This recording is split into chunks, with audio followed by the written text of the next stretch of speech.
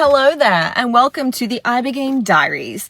This is a new series that I've decided to start because in 2 days' time, I am putting my bottom on a plane and I'm headed over to Mexico, to Cancun, and I'm going to Beond. And Beond is where I'm going to be experiencing a 9-day therapy-assisted Ibogaine experience. And you might be thinking, Ibo, what?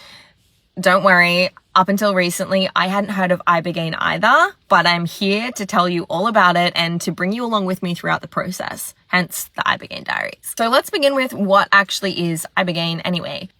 Ibogaine is a plant medicine. It's derived from the root bark of the Iboga plant, which is native to Central West Africa. And it's here that it has been used by the Bwiti people for healing, spiritual initiation, and as well as rites of passage and coming of age ceremonies, which I thought was really freaking beautiful.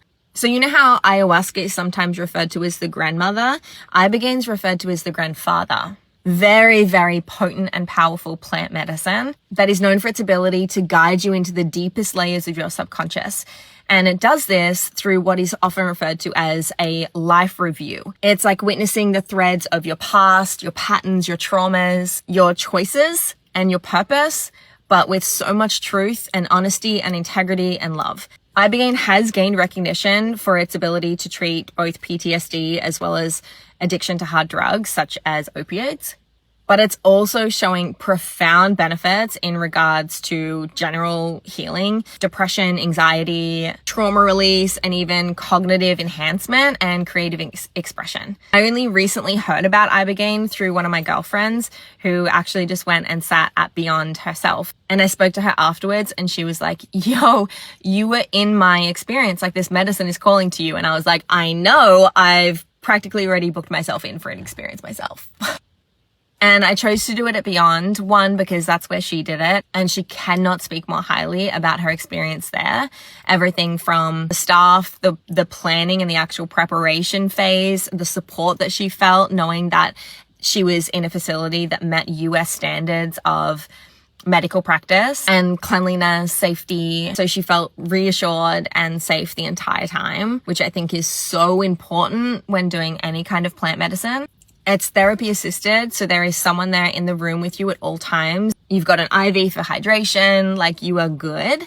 And the difference between ayahuasca and Ibogaine is ayahuasca, you lose tether often, right? You are not in control of the experience. You're at the mercy of the medicine ultimately. And in Ibogaine, it's slightly different. Even though the medicine is longer acting in your system, once it's in your system, it turns to noribogaine, as far as I'm aware. I could be wrong about that. I have much to learn in this space, but I'm going to learn and I'm going to bring you along with me for the ride and we can learn about this together. But it stays in your system for a really long time, and at any point if it becomes overwhelming, you can actually take off your blindfold and your headphones. Yes, you're given a blindfold and headphones because it's an internal experience.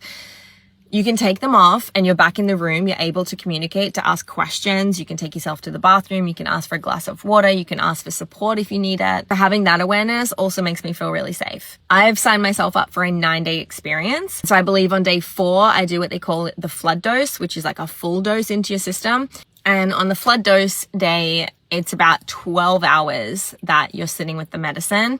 And the first 4 to 6 hours is known as the visionary phase. And the second phase, known as the introspective phase, lasts for about 6 to 8 hours. So in the visionary phase, you might experience visions, images, memories, premonitions, insights, sounds, kinesthetic sensations, and generally just stimuli that is beyond the normal experience. And then in the introspective phase, the second phase, you're still very much under the influence of the medicine, but it's more integrative, where you'll be processing what you've just seen and experienced from a more baseline perspective. Now, in saying that, apparently not everyone has the visions, as in has a visual experience, but the medicine is still working on your mind. And the way that it works, which is really cool, is it literally rewires your brain through serotonin and dopamine, which I think is just fascinating and a really common thread from what I've heard from people who have already had the experience. They have a podcast, by the way. Go and look them up on Spotify, Beond, Beond.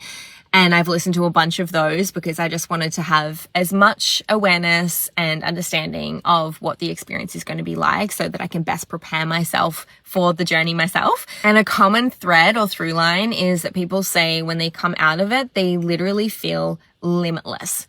because your brain has actually rewired itself. That's the cognitive enhancement factor that people talk about.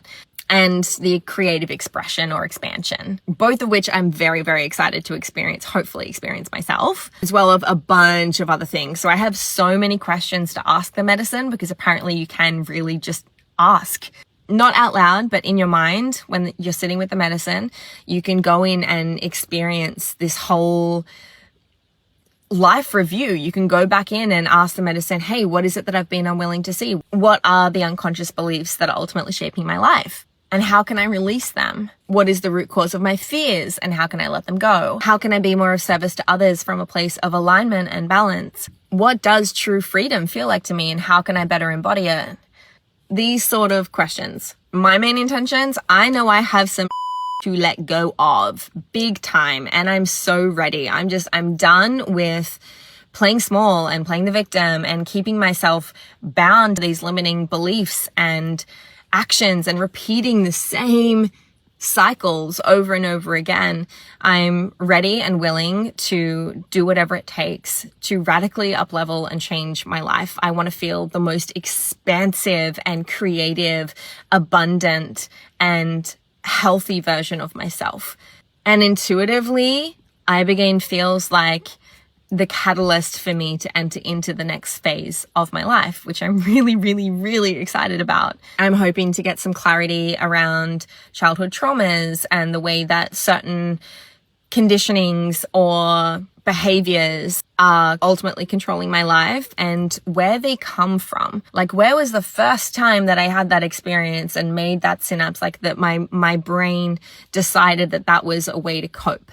And how can I let it go? How can I understand things so fully that I no longer need to engage in the same behaviors as I once thought I needed to in order to survive? So I'm not coming to experience Ibogaine from a place of brokenness, but I am wanting to experience my wholeness even more fully. And then once I've done all the preparation and I'm over there, I've had the activation, I've gone through the experience with the medicine, I then know it's really important to integrate as well. So I'm taking myself on a little solo trip, a part of Mexico that I've never been, and I'm just going to be doing a lot of journaling and introspection and processing what I've just been through, and taking what I've learned and seen through the medicine and integrating it into my life so that I can truly step into my purpose. I can be more of service to myself, to others, and to the world around me at whole. I've already spoken to the facilitators at Beond, and they've given me the thumbs up to take you with me so I can give you a full understanding of the process and everything that goes on behind the scenes, even at Beond. We can get to know the staff together. We can go through the routines and everything that we do